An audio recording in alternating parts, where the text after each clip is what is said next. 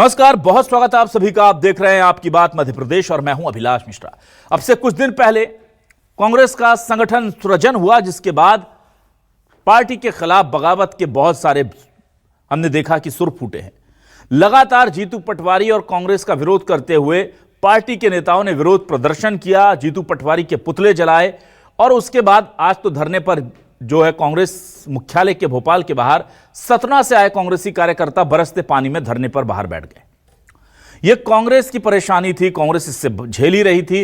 इस बीच में बीजेपी ने भी अपने संगठन का विस्तार शुरू कर दिया है और संगठन के विस्तार को लेकर बीजेपी में अब यह कहा जा रहा है कि भले ही असंतोष खुलकर सामने नहीं आया है, पर कयास ये लगाए जा रहे हैं कि क्या पार्टी ने अब मन बना लिया है पुराने नेताओं को दूर करने का और नए चेहरों को मौका देने का।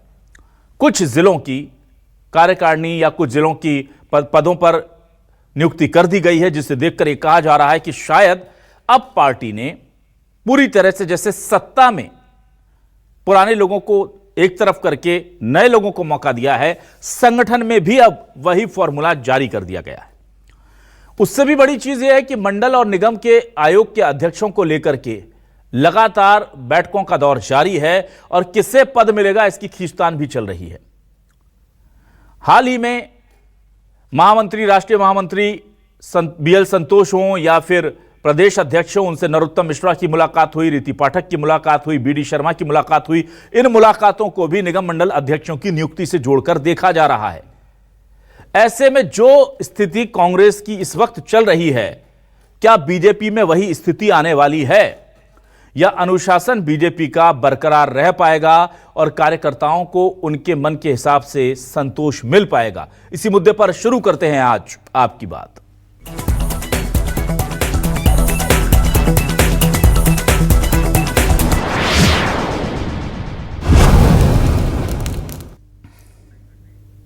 सबसे पहले देखते हैं कि संगठन में हो रही उहापोह को लेकर के बीजेपी और कांग्रेस के नेता क्या कह रहे हैं, कांग्रेस से क्या कहा जा रहा है और बीजेपी से क्या कह रहे हैं प्रवक्ता। दोनों के बयान सुनिए। उनके बेटे को पद दे दिया और भारतीय जनता पार्टी के लिए नए लोगों को दे दिया। अरे भारतीय जनता पार्टी में अगर परिवारवाद देखेंगे तो आपकी समझ में आ जाएगा कि कहीं कोई नई कार्यकारिणी नहीं आ रही है। अपने अपने पट्टों को पद दिया जा रहा है। तरीके से गौतम के बेटे को बनाया गया, उसका विरोध हो गया और उसका पत्र सामने आ रहा है जिसमें उसने कहा है कि मुझे पद मत दीजिए, मुझे हटा दीजिए। ये आसान नहीं है, ये तूफान आने के पहले के संकेत है। जैसे जैसे जिलाध्यक्षों की कार्यकारिणी आएगी, भारतीय जनता पार्टी का विवाद सड़क पर खड़ा दिखाई देगा। केवल संवाद की एक पूरी प्रक्रिया का पालन करके आज भारतीय जनता पार्टी की जिलों की कार्यकारिणी घोषित होने की प्रक्रिया शुरू हो गई है। मुझे लगता है कांग्रेस के साथ में हमारी किसी भी तरह का कंपैरिजन नहीं हो सकता, क्योंकि कांग्रेस में हमने देखा है कि जिस प्रकार से उनका संगठन सृजन हुआ था, उस संगठन सृजन के ऊपर राहुल गांधी जी खुद आक्षेप लगा चुके हैं। उन्होंने कहा है कि मध्य प्रदेश में जिलाध्यक्षों की नियुक्ति में धांधली हुई है। उसकी पुष्टि उन्होंने स्वयं की है कि किस प्रकार से पट्टावाद को यहाँ बढ़ावा दिया गया है। आज ही सतना के जिलाध्यक्ष कांग्रेस मुख्यालय के सामने धरना देने बैठे हैं। तो इन प्रकार कांग्रेस भारतीय जनता पार्टी नहीं बन सकती। भारतीय जनता पार्टी में कार्यकर्ताओं का सम्मान होता है, हर कार्यकर्ता को जिम्मेदारी दी जाती है। तो क्या है आज के सवाल आपके सामने लेकर आ रहे हैं हमारे आज के सवाल। ये रहे हमारे सवाल आपके टेलीविजन स्क्रीन पर। बीजेपी की नई टीम बननी जारी, जिलाध्यक्ष बनने में किसकी चली? जी हां, किसके कहने पर जिलाध्यक्ष बनाया गया? मंडल आयोग में किसका होगा बेड़ा पार? नरोत्तम और रीति पाठक ने लगाई गुहार। कांग्रेस में जिलाध्यक्षों पर आक्रोश जारी, अब तक असंतोष नहीं संभाल पाए जीतू पटवारी। तय हो गया एमपी बीजेपी में पद मिलने का फॉर्मूला, पुराने घर बैठेंगे, नए चेहरों का होगा भला, यह कहा जा रहा है। भाई सीधे तौर पर यह कहा जा रहा है कि अब सत्ता के बाद संगठन की बारी है और मेकओवर किया जाएगा पार्टी का। हमारे साथ कुछ खास मेहमान जुड़ेंगे, सीधे रुख करूंगा, तारुफ करा देता हूं आपका। हमारे साथ बीजेपी से वरिष्ठ नेता पूर्व विधायक घनश्याम पिरोनिया जी जुड़ गए, उनका बहुत स्वागत करूंगा मैं। कांग्रेस से वरिष्ठ नेता प्रवक्ता डॉक्टर राम पांडे साहब जुड़ गए हैं, मुख्य प्रवक्ता हैं, बहुत बहुत स्वागत करूंगा डॉक्टर राम पांडे आपका भी। और वरिष्ठ पत्रकार के तौर पर रमेश शर्मा जी ने हमें ज्वाइन किया। रमेश जी बहुत स्वागत करता हूं सर आपका। सबसे पहले मैं आ जाता हूं घनश्याम पिरोनिया जी आपके पास। घनश्याम जी, ये कहा जा रहा है कि सत्ता के बाद संगठन की बारी है और नए लोगों को मौका काफी दिया जाना है, ये मान करके चला जा रहा है, लेकिन यहां पर असंतोष अभी तो शुरुआत ही हुई है। कहा जा रहा है कि गौतम जी के बेटे को टिकट देने के बाद असंतोष है, उसका लेटर वायरल हो गया है। तो शुरुआत में ही ये दिक्कतें हो रही हैं, तो दिग्गजों की नाराजगी संभाल पाएगी क्या पार्टी? नहीं, देखिए अभिलाष जी, भारतीय जनता पार्टी में कहीं कोई असंतोष, कहीं किसी प्रकार का मन में भाव, ये कहीं नहीं है। अनुशासित कार्यकर्ताओं का दल है, अनुशासन यहाँ सर्वोपरि है, और कहीं किसी प्रकार की एकाध कहीं विसंगति आती है, उसको वहीं पर ठीक करने का भी काम ये पार्टी के हमारे वरिष्ठ नेता करते हैं। और इसलिए आप निश्चिंत रहें, कहीं ना तो कहीं हमारे यहाँ पर इस प्रकार का भाव है। आप देखेंगे भारतीय जनता पार्टी का जो हमारा रचना है, केंद्र से लेके प्रदेश और प्रदेश से लेके बूथ तक हमारा जो काम करने का तरीका है, सारी रचनाएं उसमें होती हैं। आज हमारे यहाँ पन्ना प्रमुख की भी जिम्मेदारी भारतीय जनता पार्टी के कार्यकर्ता पर है, तो बूथ अध्यक्ष की जिम्मेदारी भी भारतीय जनता पार्टी के कार्यकर्ता के पास है।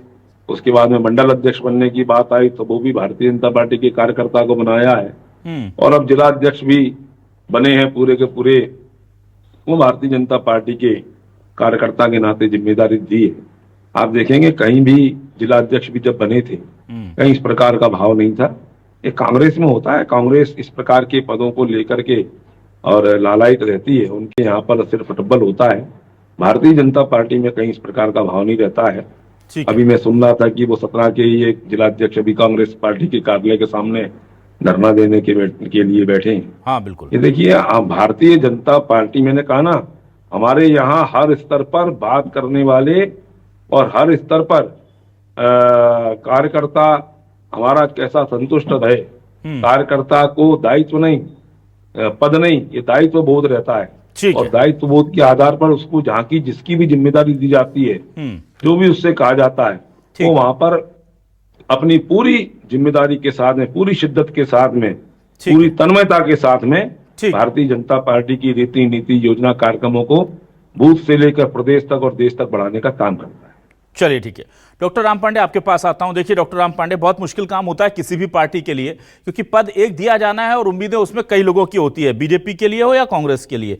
पर कांग्रेस का जिलाध्यक्ष बनाने का जो काम था वो जैसे तैसे पूरा तो हो गया, असंतोष नहीं थम रहा है। इसको लेकर के बार बार संगठन पर सवाल उठ रहे हैं। इसके पीछे की क्या वजह है कि लोग अभी भी कांग्रेस मुख्यालय के बाहर धरना दे रहे हैं, और क्या यही स्थिति बीजेपी के आने वाले दिनों में होगी, क्योंकि बीजेपी कहती कि हम अनुशासित पार्टी हैं? महीने में कांग्रेस पार्टी ने अपने 71-72 जिलाध्यक्ष डिक्लेयर कर दिए। कार्यकर्ताओं से पूछकर, नेताओं से पूछकर, सबकी सहमति से। और जो आप बता रहे हैं केवल एक जगह का असंतोष बता रहे हैं, जो कि स्वाभाविक है, और किसी भी लोकतांत्रिक पार्टी में इतना तो होना चाहिए, इतनी तानाशाही नहीं होना चाहिए कि कार्यकर्ता यदि असंतोष है तो वो विरोध भी जाहिर ना कर पाए। लेकिन भारतीय जनता पार्टी में असंतोष बहुत ज्यादा है, क्योंकि भारतीय जनता पार्टी परिवारवाद की सख्त विरोधी है। जो भी परिवारवादी होता है, भारतीय जनता पार्टी उसे बिल्कुल पसंद नहीं करती है। और भारतीय जनता पार्टी के जो प्रदेश अध्यक्ष हैं हेमंत खंडेलवाल, वो परिवारवादी हैं, घोर परिवारवादी हैं। उनके पिताजी भी सांसद थे। तो भारतीय जनता पार्टी के नेता, कार्यकर्ता हेमंत खंडेलवाल को नहीं बचा सकते हैं, क्योंकि मोदी जी परिवारवाद का विरोध करते हैं, नड्डा जी परिवारवाद का विरोध करते हैं, आरएसएस परिवारवाद का विरोध करती है, संपूर्ण भारतीय जनता पार्टी परिवारवाद का विरोध करती है। और जब सिंधिया जी कांग्रेस में थे, तब भारतीय जनता पार्टी सिंधिया जी को भी परिवारवादी कहती थी। अभी सिंधिया जी के बेटे को भी एक तो बड़ा एमपीसीए का, मध्य प्रदेश का क्रिकेट एसोसिएशन का अध्यक्ष बना दिया है। तो देखिए, पहले परिवारवाद में हेमंत खंडेलवाल जी को पद दिया, दूसरी बार परिवारवाद में बड़ा पद सिंधिया जी को, बेटे को दिया।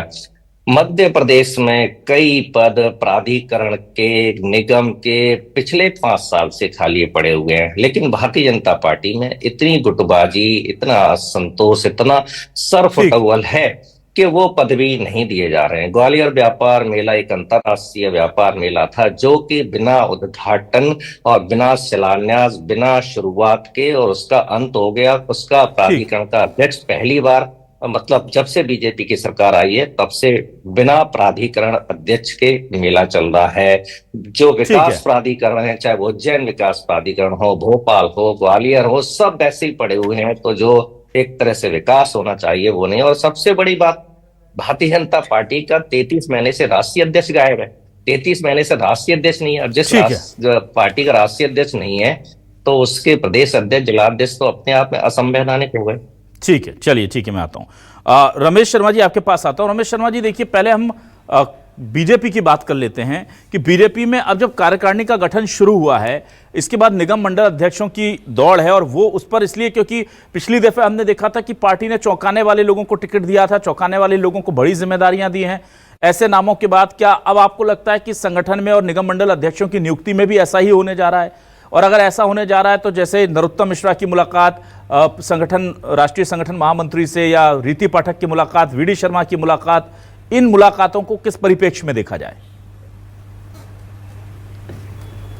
देखिए, मोटे तौर पर यहाँ दो बात हम समझ लें। पिछले कुछ वर्षों से, पिछले 10-12 साल से, 15 साल से भारतीय जनता पार्टी नए लोगों को मौका दे रही, और नए लोगों को मौका केवल मध्य प्रदेश में नहीं दे रही, पूरे देश भर में। आप मोदी जी को देख लें, योगी जी को देख लें, असम के मुख्यमंत्री के रूप में देख लें, या जो अभी उन्होंने राजस्थान और छत्तीसगढ़ में मुख्यमंत्री बनाए हैं, मध्य प्रदेश में बनाए हैं, तो वो निश्चित रूप से कहीं ना कहीं नए लोगों को मौका दे रही। और नए लोगों को ही मुझे जो लग रहा है कि उन्होंने प्रदेश कार्यकारिणी और जिला इकाई में नए लोगों को मौका मिलेगा, और जो कुछ वरिष्ठ लोग हैं वो निगम मंडल में एडजस्ट होंगे। जो मुझे जो लग रहा है कि इस समय जो विलंब हो रहा है, वो विलंब केवल इसलिए है निगम मंडलों का कि जिला इकाइयां उनकी गठित हो जाएं, प्रदेश कार्यकारिणी गठित हो जाए, उन स्वाभाविक रूप से कुछ वरिष्ठ हैं उन सबको एडजस्ट करना। अब दूसरी बात जो असंतोष की आती है, तो असंतोष कहीं ना कहीं जहां मनुष्य होता है वहां असंतोष होता ही है, परिवार में भी होता है। अंतर केवल इतना है कि कांग्रेस में असंतोष थोड़ा ज्यादा होता है, भाजपा में असंतोष थोड़ा कम होता है, और उसका पीछे दोनों की अपनी पृष्ठभूमि है। कांग्रेस मास बेस्ड पार्टी है, उसमें असंतोष तुरंत प्रकट होता है। भाजपा कैडर बेस्ड पार्टी है, इसमें असंतोष धीरे प्रकट होता है और कम होता है। तो भाजपा में असंतोष तो होगा लेकिन कम होगा, संभव है कि वो सड़क पर भी ना आए। कांग्रेस का संतोष ज्यादा होता है और सड़क पर आ जाता है, उसका मास बेस होने के कारण। ये दोनों के अंतर है। बाकी असंतोष थोड़ा बहुत रहेगा, लेकिन अब ये उम्मीद की जा रही है कि सितंबर माह में काफी कुछ चीजें भाजपा की क्लियर हो जाएंगी, ऐसे संकेत वहां से मिल रहे हैं। जी ठीक है। घनश्याम पिरोनिया जी, एक तरफ तो पार्टी कहती है कि वो सबसे ज्यादा अनुशासित पार्टी है, संगठन का आदेश सर्वोपरि होता है, और फिर हम देखते हैं कि निगम मंडल अध्यक्षों की नियुक्ति हो या कार्यकारिणी हो या राष्ट्रीय अध्यक्ष को बनाना हो, आप लोग सबसे ज्यादा डिले कर रहे हैं। तो ये जो कह रहे हैं और जो कर रहे हैं उसमें साफ समझ में आता है कि बहुत अंतर है। कहीं तो गड़बड़ है, वरना किसको अच्छा नहीं लगता है कि वो अपनी संगठन की पूरी टीम बना करके फटाफट काम में लग जाए। नहीं लग पा रहे हो, क्या वजह है? नहीं अभिलाष जी, देखिए, भारतीय, जैसा भी आदरणीय रमेश जी ने कहा कि भारतीय जनता पार्टी जो विचार आधारित दल है, और अन्य दलों को अपन कहते हैं कि व्यक्ति विशेष के आधार पर चलने वाले दल हैं। लेकिन आप देखेंगे हमारे यहाँ पर सामूहिक निर्णय करने की जो परिपाटी है, सामूहिक हम लोग बैठ करके जो तय करते हैं, इस हेतु हो सकता है थोड़ा बहुत समय लगता है, लेकिन जो निर्णय होता है वो सर्वमान्य रहता है, सबके साथ में होता है, सबके योजना अनुसार होता है, सबकी सहमति से होता है। और इसलिए आप देखेंगे प्रदेश अध्यक्ष के बारे में भी, जैसे हमारी आदरणीय राम पांडे जी आरोप लगा रहे थे, परिवारवाद को लेकर के हम पर टीका टिप्पणी करने का काम कर रहे थे, लेकिन वास्तव में परिवारवाद कहीं है तो वो कांग्रेस के अंदर ही ध्यान में आता है। भारतीय जनता पार्टी में परिवारवाद नहीं है। एक बार और स्पष्ट कर लें राम पांडे जी, कार्यकर्ता कोई भी हो, परिवार में से ही कार्यकर्ता निकलते हैं। हमारे यहाँ पर ऊपर से या पैराशूट से नहीं आते हैं। अगर हमारे परिवार का, मेरा बेटा भी अगर राजनीतिक क्षेत्र में काम कर रहा होगा और वो मंडल से लेके बूथ स्तर पर काम करके आगे बढ़ेगा, तो उसको पार्टी आगे करने का काम करती है। ऐसे ही आदरणीय हेमंत खंडेलवाल जी जो मध्य प्रदेश के अध्यक्ष बने हैं, उनका परिवार ये भारतीय जनता पार्टी के लिए समर्पित रहा। वो स्वयं भी विधायक रहे, सांसद रहे, और वर्तमान में प्रदेश के कोषाध्यक्ष थे। वही ऊपर से तो ना पैराशूट से आए, वो भारतीय जनता पार्टी के निष्ठावान, सुन लीजिए, निष्ठावान कार्यकर्ता थे, इसलिए उनको प्रदेश अध्यक्ष बनाया है। और निश्चिंत ही उनके मार्गदर्शन में हम, चाहे मंडल के हमारे पदाधिकारी बने हो, देखेंगे आप मंडल में सारी की सारी कार्यकारिणियां बनी है, और उन कार्यकारिणी में कहीं भी किसी प्रकार का कहीं उहापोह की स्थिति नहीं है, कहीं किसी प्रकार का विरोधाभास नहीं है। पूरे के पूरे हमारे हजारों की संख्या में जो मंडल अध्यक्ष, मंडल की कार्यकारिणियां बन के तैयार हो गई हैं। हमारे यहाँ पर से जो है निगम मंडलों में नाम जो जाना है, वरिष्ठता के आधार पर आगे जाना सर, है। ये लेट नहीं हो गया निगम मंडल पार्टी के? मैं वही जानना चाह रहा हूं पिरोनिया जी, आप बिल्कुल कर लेंगे। मैं ये जानना चाहता हूं कि जब इतनी अनुशासित पार्टी है तो लगभग 2 साल निगम मंडल के अध्यक्ष ही नहीं बन पाए, ये क्या प्रदेश के लिए ठीक है? और अगर 2 साल निकल गए तो फिर देने की जरूरत ही क्या? 3 साल और निकाल दीजिए। लगभग आधा समय तो हमने बिना अध्यक्षों के निकाल दिया। नहीं अभिलाष जी, ऐसा नहीं है। देखिए, मैंने क्या कहा, सामूहिक निर्णय के आधार पर होते, बीच में चुनाव आ गए, विधानसभा के चुनाव संपन्न नहीं हुए, 8, 9, 10 महीने बाद लोकसभा के देश में चुनाव तो हमेशा आते रहते हैं। कुल मिला नहीं, देखिए कुल मिलाकर के चुनावी माहौल था, चुनाव में लोग लगे रहते हैं और हर राजनीतिक दल का उद्देश्य ये चुनाव जीतना, ये सर्वोपरि रहता है। सारे के सारे कार्यकर्ता एक ध्येय से चुनाव में लगे और चुनाव में लग करके हमारी पार्टी विजित हो, हमारी पार्टी विजय हो और हमारी पार्टी की सरकार बने तो हम सरकार के माध्यम से समाज की सेवा कर सकें, ये ध्येय उद्देश्य रहता है। और हमारा मुख्यमंत्री है, हमारे प्रधानमंत्री है, सब हमारे पास में, हमारे अध्यक्ष है, हमारे पास निगम मंडल है, आप निश्चिंत रहें। हाँ, लेकिन पब्लिक के पास नहीं है, आपके पास तो जरूर है। पब्लिक के पास अध्यक्ष नहीं है जिनके पास जाकर अपनी बात कह सकें, वो समस्या मैं बात कर रहा था। डॉक्टर राम पांडे, आपके पास आता हूं। अभी कुछ दिनों पहले दिल्ली के कार्यक्रम में मैं नड्डा जी के साथ मौजूद था और उनसे जब बात हुई तो उनसे मैंने सीधा सवाल किया कि बिहार चुनाव नए अध्यक्ष के साथ, तो उन्होंने कहा नहीं, वो खाना खा रहे थे मेरे साथ, वो रुक गए, कहते नहीं, हम बिल्कुल बिहार चुनाव से पहले परिवर्तन कर रहे हैं और ये खबर मत चला दीजिएगा कि पुराना अध्यक्ष ही बिहार चुनाव कराएगा। तो उस वक्त मुझे लगा था, करीब 1 महीने को इस बात को, उस वक्त मुझे लगा था कि नड्डा जी ने जिस तरह से उनकी बॉडी लैंग्वेज थी कि 10-15 दिन में ऐलान हो जाएगा, पर यह डिले होता जा रहा है। तो ये क्या वजह है कि चाहे निगम मंडल अध्यक्ष हो, यहां पर कार्यकारिणी हो या उप राष्ट्रीय अध्यक्ष हो, ये चुनावों की सक्रियता की वजह से दिक्कत हो रही है या बीजेपी की और कोई दिक्कत चल रही है? क्योंकि वहां पर हम देख रहे हैं कि लगातार एक्सटेंशन पर एक्सटेंशन मिलता जा रहा है जेपी नड्डा जी को भी, और नीचे निगम मंडल अध्यक्ष की कुर्सियां अभी भी खाली हैं। देखिए, बीजेपी है, नड्डा जी हैं, मोदी जी हैं, भागवत जी हैं, कुछ भी बोल सकते हैं और कभी भी पलट सकते हैं, इनका कोई भरोसा नहीं है। नड्डा जी ने आपको बोला, उसके बाद भी काफी समय हो गया और 33 महीने से यही बोला जा रहा है। और नड्डा जी को एक्सटेंशन 2024 तक मिला था, 2024 के बाद नड्डा जी को एक्सटेंशन नहीं मिला है, मतलब असंवैधानिक तरीके से वो उस पद पर बैठे हुए हैं। देखा जाए तो भारतीय जनता पार्टी का पूरा संगठन इस समय असंवैधानिक है, उनको एक्सटेंशन नहीं मिला है। और अभी बीजेपी के प्रवक्ता कह भी रहे थे कि मध्य प्रदेश में ऐसा हो गया, फिर कर्नाटक में भी परिवारवाद चल रहा है, येदियुरप्पा का बेटा, पंजाब में भी परिवारवाद चल रहा है, उनके पिताजी भी बड़े नेता थे, जाखड़ साहब। भारतीय जनता पार्टी के कम से कम 8-10 प्रदेशों में परिवारवाद से अध्यक्ष ही हैं, मैं केवल अध्यक्ष की बात कर रहा हूं। तो क्या भारतीय जनता पार्टी के किसी नेता में योग्यता नहीं है? अभी आपने नड्डा जी का दिया, मोहन भागवत जी ने तो 1 महीने पहले ही कहा था कि 75 पार वाले रिटायर हो जाएंगे और कल परसों ही कहा है कि मैंने ऐसा नहीं कहा।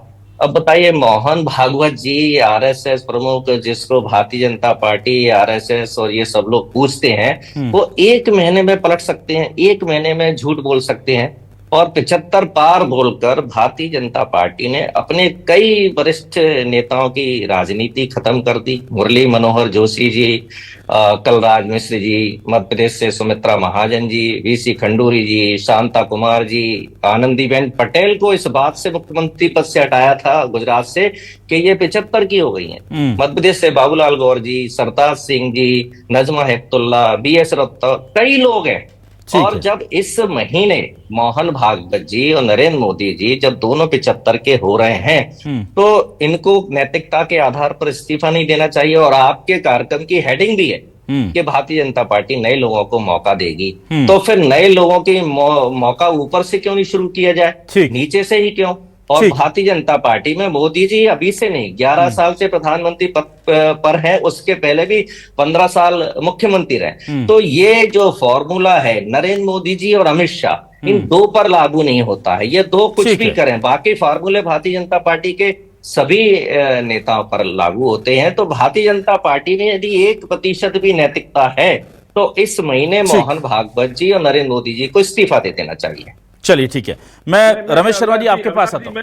हाँ जी, मैं निवेदन करता हूँ जी, फिरौनिया जी। आदरणीय राम पांडे जी कह रहे हैं, राम पांडे जी को जानकारी नहीं है। ये परंपरा राष्ट्रीय स्वयंसेवक संघ के परम पूजनीय सरसंघ चालक जी की अनादिकाल की थी। जब उनका देहांत होता था तब लिफाफा खोला जाता था, उनका उत्तराधिकारी तब पढ़ा जाता था। लेकिन परम पूजनीय सुदर्शन जी ने ये परंपरा प्रारंभ की है, और इसलिए आप ये नहीं कह साहब उन्होंने 75 कहा था बदल दिया। हमारी परंपरा में कहीं ना कहीं परिवर्तन करने का काम ये हमारे पुरोधा समय समय करते हैं, बात से नहीं पलटते हैं। और आप निश्चिंत रहें, उन्होंने जब कहा है कि हम तो 80 साल तक की उम्र में भी शाखा लगाने का काम करते हैं। आप क्या होता है, केवल आप क्या का वरिष्ठ नेता नहीं है क्या? लेकिन आपको घुमा फिरा कर राहुल गांधी जी याद में आते हैं, आपको प्रियंका गांधी जी याद में आती हैं, आपको गांधी परिवार याद में आता है। ठीक है ठीक है ठीक है ठीक है पर लगाने का काम ठीक है ठीक है, फिरौनिया जी ठीक है, मुझे शर्मा जी के पास जाने दीजिए, मुझे रमेश जी के पास जाने दीजिए। दूसरे को आईना दिखाने की आवश्यकता नहीं होना चाहिए। ठीक है ठीक है, मैं जल्दी से रमेश शर्मा जी के पास आता हूं। रमेश शर्मा जी, यहाँ पर अब हम कांग्रेस की बात कर लेते हैं। इससे पहले मैंने आपसे बीजेपी का सवाल लिया था। जीतू पटवारी जी के लिए देखिए समस्या बड़ी है, क्योंकि जैसे ही जिला कार्यकारिणी या जिला अध्यक्षों की घोषणा हुई, वो समझ गए थे कि कुछ तो गड़बड़ हुई। उन्होंने सबसे पहले अपने आप को अलग किया, ये कहते हुए कि इस नियुक्ति में मेरा कोई लेना देना नहीं है। केंद्र से पर्यवेक्षक आए थे, उनकी रिपोर्ट पर आला कमान ने फैसला किया है। उन्होंने खुद को इस फैसले से एक तरह से बताया कि भाई मेरा इसमें इंटरफेरेंस नहीं है। लेकिन फिर खबर यह आती है कि राहुल गांधी नाराज हो जाते हैं और वो कहते हैं कि जो मध्य प्रदेश में हुआ वो आगे ना हो। सूत्रों के हवाले से ये खबर आती है, और वो नाराजगी सड़कों पर दिखती भी है, भोपाल से लेकर के, सतना से लेकर के, इंदौर से लेकर के, हर जगह बहुत। ऐसे में जीतू पटवारी को क्या वो समर्थन नहीं मिल पा रहा है पार्टी के वरिष्ठ नेताओं से, जो वो उम्मीद कर रहे थे? और 2 साल लगभग हो गए, अभी हमको एक मंच पर आते देख नहीं पा रहे हैं हम कि एक साथ एकजुट होकर कांग्रेस लड़ाई लड़े। तो इसमें दिक्कत कहाँ आ रही है, और नई टीम बनने के बाद ये चीजें सुधरेंगी या और बिखराव ज्यादा हो जाएगा? देखिए, मोटे तौर पर नई टीम बनने के बाद बिखराव की संभावना तो मुझे थोड़ी कम दिखती है, लेकिन ये चीजों के सुधरने की संभावना भी बराबरी से चलेगी। तो बराबरी से बिना सुधरी चीजें भी चलेगी, ये मुझे दोनों चीजें समानांतर दिखती हैं। जहां तक जीतू पटवारी का प्रश्न है, स्वाभाविक रूप से चाहे मध्य प्रदेश में कांग्रेस रही हो या दिल्ली में रही हो, कांग्रेस में इस समय दोनों नेता प्रभावशाली हैं। दिग्विजय सिंह जी भी प्रभावशाली हैं और कमलनाथ जी भी प्रभावशाली हैं, और उन दोनों के बीच में क्या है वो भी हम रोज मीडिया में अक्सर देखते हैं। दिग्विजय सिंह जी की टिप्पणी भी देखते हैं, कमलनाथ जी की प्रतिक्रिया भी देखते हैं, वो दोनों देखते हैं। संयोग से ये दोनों बड़े नेता अपने अपने पुत्रों को स्टेब्लिश करने में लगे हैं। जो घटना हमको देखने को मिली जिला अध्यक्षों के चुनाव में, राघोगढ़ से भी खबरें आई, गुना से भी खबरें आई, छिंदवाड़ा से भी खबरें आई, तो स्वाभाविक रूप से ये दोनों बड़े नेता अपने पुत्रों के लिए लगे हुए हैं। इस वजह से थोड़ी जो समस्या जीतू पटवारी के लिए आ रही है, इन दोनों के कारण आ रही है। तो स्वाभाविक रूप से जिस दिन एक ठीक से स्थायित्व दिशा इन दोनों को मिल जाएगी, जीतू पटवारी जी का उस दिन से समस्याओं का समाधान होगा। वरना अभी उनकी समस्याएं निरंतर अभी और चलेंगी। स्वाभाविक रूप से ये जो कांग्रेस की इस समय परिस्थिति दिख रही है, जो भी जिला अध्यक्ष घोषित हुए हैं, ये ठीक है कि जीतू पटवारी जी ने पल्ला अपना झाड़ा है, लेकिन अगर आप वो सारे के सारे 69, 70, 71 जितने भी जिला अध्यक्षों की घोषणा हुई है सब मिला करके, उसमें अगर देखेंगे तो हमको सारे नेताओं का प्रभाव दिखता है। उसमें दिग्विजय सिंह जी का भी प्रभाव है, उसमें कमलनाथ जी का भी है, जीतू पटवारी जी का भी प्रभाव है। इतना अंतर है कि जिन क्षेत्रों में प्रभाव डाल करके दिग्विजय सिंह जी ने बनवाया है, उन क्षेत्रों में कमलनाथ जी का हस्तक्षेप नहीं है। जहां जीतू पटवारी जी का चला है वहां उनकी हस्तक्षेप नहीं। तो स्वाभाविक रूप से ये हमको उस पूरी सूची में ये सारी सीमा रेखाएं साफ दिखती हैं। ये थोड़ी सी खींचतान चलेगी ही कांग्रेस में, इसका समाधान जल्दी होने की समस्या नहीं है। हालांकि इस बीच में जो कांग्रेस अभी अभियान जो चला रही है, अगर कोई बड़ा आंदोलन उन्होंने हाथ में ले लिया, जिसकी रणनीति कांग्रेस तैयार कर रही है, बड़ा आंदोलन अगर उन्होंने हाथ में ले लिया, तब ये थोड़ा सा ये चीजें बंद हो जाएंगी। और अगर बड़ा आंदोलन उन्होंने नहीं लिया, वो झूठा हो सच्चा हो, ये तो भविष्य तय करेगा। तो अन्यथा ये सारी चीजें साथ साथ चलती रहेंगी। जी, और अंतिम में बहुत छोटा सा एक संक्षेप में जो बहुत महत्वपूर्ण सवाल है, निगम मंडल अध्यक्षों की दौड़ में हमने देखा था विधानसभा चुनाव में कई बड़े दिग्गजों के टिकट कट गए थे, और बहुत बड़े, चाहे वो निगम मंडल अध्यक्ष के लोग रहे हों या संगठन के बड़े पदों के लोग रहे हों, ये सब इस वक्त खाली हैं और सीटें लिमिटेड हैं। तो ये जो 2 साल लग गए हैं, क्या ये इसीलिए लग गए हैं क्योंकि सबको पता है कि सीट 2-4 दशकों मिलेगी और नाराजगी 20-50 लोगों की हो जाएगी।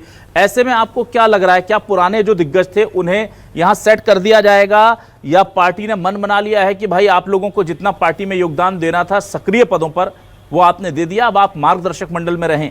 क्योंकि कई नेता हैं, नरोत्तम मिश्रा हैं, रीति पाठक हैं, कमल पटेल हैं, लोकेंद्र पराशर हैं, संगठन से लेकर सत्ता तक, इन सबका क्या भविष्य है सर? देखिए, मोटे तौर पर जो मुझे लग रहा है कि जितने आपने नाम गिनाए हैं ये कहीं ना कहीं एडजस्ट होंगे। या तो निगम मंडलों में हो सकते हैं, निगम मंडल में नहीं होंगे तो कहीं ना कहीं जो ऑल इंडिया की अभी कांग्रेस भाजपा की बॉडी बनेगी उसमें ये एडजस्ट होंगे। क्योंकि हमने ये देखा है कि वरिष्ठों को भी छोटे पद उन्होंने मंत्रिमंडल में, केंद्रीय मंत्रियों को भी उन्होंने राज्य के मंत्रिमंडल में लिया हुआ है। ऐसी स्थिति में इन वरिष्ठों को निगम मंडल में, मान लीजिए जैसे पर्यटन निगम बहुत बड़ा निगम माना जाता है, नर्मदा विकास प्राधिकरण बड़ा निगम माना जाता है, तो कुछ जो बड़े निगम हैं उनमें ये सारे कुछ ना कुछ उसमें से मान करके चलिए कम से कम 10 वरिष्ठ नेता निगम मंडल में एडजस्ट जरूर होंगे और जो इससे बचेंगे वो कहीं ना कहीं केंद्रीय कार्यकारिणी में एडजस्ट होंगे। ठीक है, तो कुल मिलाकर के बीजेपी और कांग्रेस अपनी टीम बनाने में जुटी हुई है और जाहिर सी बात है कि शुरुआत में जिस तरह का असंतोष होता है वो हो रहा है, लेकिन पार्टी को उम्मीद है कि इसे थाम लिया जाएगा।